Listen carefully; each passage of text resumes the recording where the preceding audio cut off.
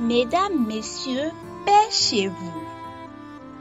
Aujourd'hui, 2 novembre, nous allons parler du purgatoire. Qu'est-ce que le purgatoire?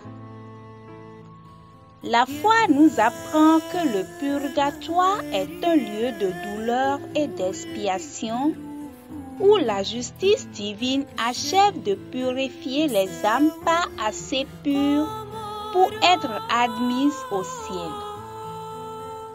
Il n'est pas le paradis où rien de souillé ne peut pénétrer. Il n'est ni l'enfer où il n'y a plus de rédemption, mais c'est un lieu d'intermédiaire entre le séjour des joies infinies et le séjour des infinies douleurs. Il tient de l'enfer par la rigueur de ses supplices.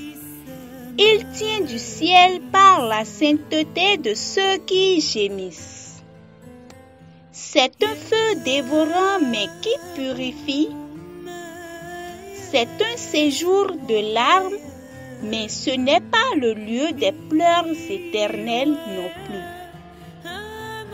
Dès que le travail de purification sera terminé, Dieu appellera près de lui ces âmes affranchies par la souffrance pour les associer à son propre bonheur. Le purgatoire est donc une peine temporaire et il n'existera plus après le jugement dernier.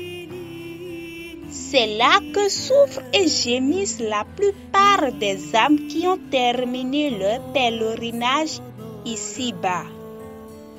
Car l'entrée immédiate dans le paradis n'est le privilège que d'un petit nombre. C'est là que certains de nos parents, de nos bienfaiteurs, de nos amis sont peut-être encore. C'est là que nous-mêmes serons vraisemblablement un jour et peut-être bientôt. Et qui pourrait se flatter de mourir assez pur pour n'avoir rien à expier? Il importe donc de bien connaître l'état de ces pauvres âmes pour compatir à leur douleur et pour mériter d'être soulagés à notre tour. Seigneur, appelez vos enfants et nos frères au repos éternel et que la lumière qui ne s'éteint plus luise sur eux. Qu'ils reposent en paix. Amen. Merci de nous avoir suivis.